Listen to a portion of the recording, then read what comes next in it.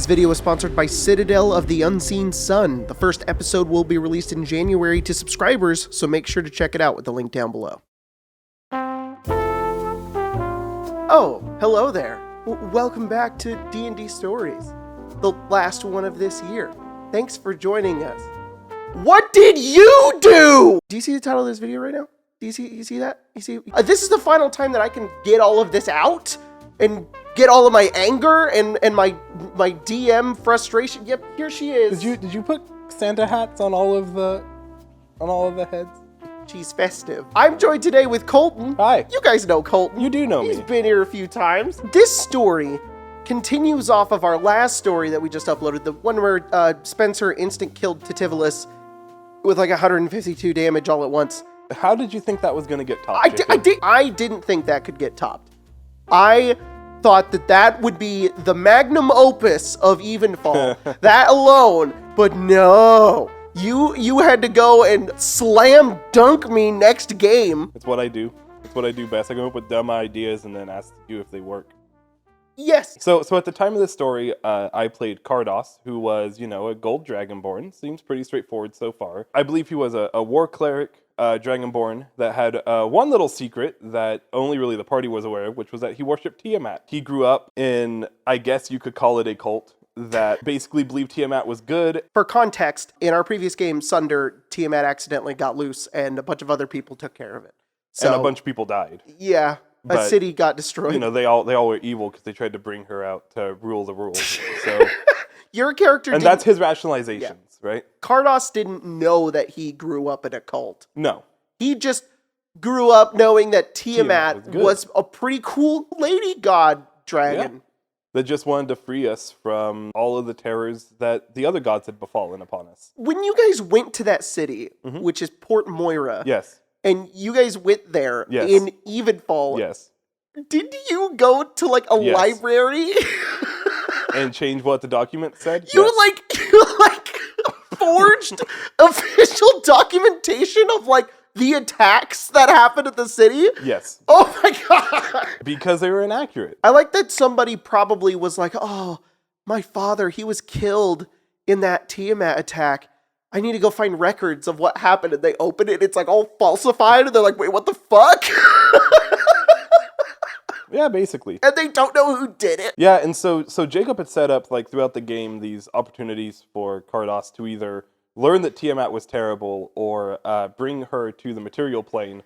And I chose neither. There was a point in time where you were like, Jacob, I just really want there to be a moment for like Kardas to maybe like redeem Tiamat or even find a way to change his ways, And so I had set that up. I had come up with these people. They're called the Followers of the Chrome Apocalypse. And I had set up for you to like go find them. And I was going to have this plot of like, you uncovering like this secret plot to like bring her back. And at first you would think they were good people because of their intentions, but you'd slowly realize that they were evil and thus find that evil within yourself and turn away from maybe worshiping Tiamat.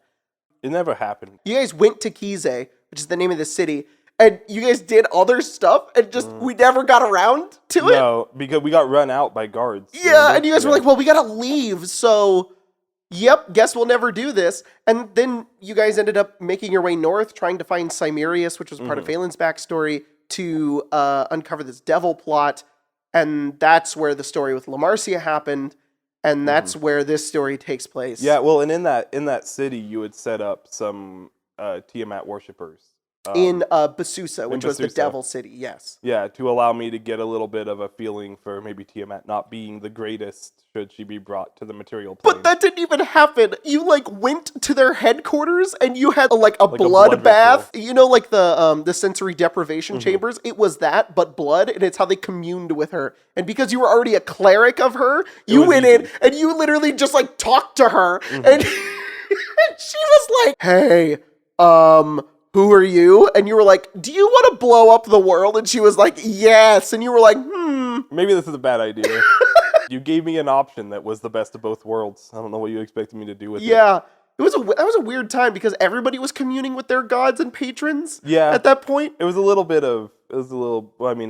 single person in that party has a patron. Yeah. It feels like. Tyler's character, Lelia, is a warlock of the Raven Queen, and she talked to her patron and was like, hey, if Tiamat was released and the world got destroyed, how would you feel? And the Raven Queen is kind of like, I mean, more people are dying. That's pretty cool, I guess. And Lilia even had a moment of like, wait, she doesn't like want it to happen, but if it did, she wouldn't care. What the hell? Yeah, it was pretty crazy. So, which is still different from, I want to do this. Yeah. Then Tativolis got his head blown open. You guys dealt with Cimerius, and then you went to... So, in Basusa, there is 2 suns, and the 2 suns exist because there was a vampire, Nosferatu, who tried to blot out the sun and accidentally created 2 and thousands of years ago. Buddies. Yeah, all of his buddies died because there were one too many suns out there. That's not good for vampires. So when you grow closer to the area of Basusa, the suns literally like split. Yeah. But in between those split suns, there is a portal to the 9 hells. Did we ever find out how that existed? Because we had destroyed all the portals previously, so it was like the only known way. Lycus, the BBG, when they were doing the ritual in order to become gods, when the Raven Queen was trying to make the bridge for the elves, and she ended up becoming the Raven Queen, everybody got split and thrown across the plains. Cimerius was thrown into the 9 hells, and the hole that he made through the material plane was that sun. Okay. So he blasted through there. It like basically ripped a hole, and he was sent to the 9 hells. That's why he's the only one that knows about it as well. So that's why it exists. And it didn't act like a portal, which is why it didn't It didn't. Away. It was literally just a hole in the material plane that went to the 9 hells. Okay, that's cool. You guys need to go into the 9 hells in order to finally defeat and kill Cimerius. Because he's a Rakshasa. He can only be killed if he's killed in the 9 hells. You guys go there. You get up to that portal. You fly up there. And Tativolis is there as well. You guys fucking stomp them both. You just stomped them both. They teamed up, and it didn't. Well, it was harder. Yes. They put up a fight, but we still won pretty handedly. And in case you guys don't know, I really like Zariel. Zariel the Archduke of Avernus is probably one of my favorite characters. Have you seen any of Jacob's videos since he discovered Zariel existed? Zariel is probably not only like my favorite villain, but probably my favorite character that exists in the Forgotten Realms and most of like Does the Dragon's lore and whatnot. And she was my main villain for Sunder. She didn't get perma-killed because she was just killed, sent back to the 9 hells, and then the portal sever happened and they couldn't come back. But as everybody's in the 9 hells, they're like, okay, they're both dead, we got to get out of here. And as soon as you guys started to leave, in the distance, you saw her, and she started to make her way forward towards you all. And you got very upset. I did. You were quite angry. I was like, don't do this to us, Jacob. Don't do this. Don't make us do this. To me, it was going to be a moment of like, okay, they have to try to escape, but I am going to roll initiative. She can fly. They have to get out of here. One of them might die. And I don't know what's going to happen. I rolled a 0. This is what was going to happen. Did you roll a 0 in your initiative? I rolled a 1 and had a -1. Yeah. And that was when I started to plot. At the beginning of the round, everybody starts running. People start jumping out of the portal because we only have the round, and everybody's low, and Zariel's really strong. So everybody just starts leaving. But there's no way for you guys to communicate in and outside of the portal. Right. So as soon as somebody goes out, it's like you're out, you're gone. It's also like thousands of feet up in the air. So you also have to figure out how you're going to get to the ground. Yeah. So like when Phelan goes out, Phelan can't fly. So it just starts falling. Yeah. So like Kurt goes out to like catch Phelan, and it's a mess. And we get to the end of the round, and it's your turn. And I'm the only one left in the portal. And I have no expectations at all. I'm just like, okay, we're just gonna go, and everybody's gonna leave, and hopefully you guys have a device that will destroy the portal, and then she'll be locked away for good. Yeah. And that's what I'm expecting. I'm expecting you're gonna jump out, and you're just gonna close that portal, and everything's good. Yeah. That's not what happened. I asked for a divine intervention to bring Tiamat there. For context, Jacob, Tiamat has been locked away in Zariel's dungeon for years and years in Jacob's world. And so I rationalized that if Zariel was there, then it would be easy for Tiamat to escape. And Jacob, for all of his talking about what did I do, didn't even make me roll. No. So it was far too fitting to be in that situation, be the last one to get out of that portal, turn and instead of leaving go, I want my god. And being in the one place that she could be, you almost served as an anchor point And because we had done nothing with your character, we had literally had no like arc or anything with Kardas, it was like, oh, this is his purpose. His purpose was to be here, summon her, and then the portal to shut.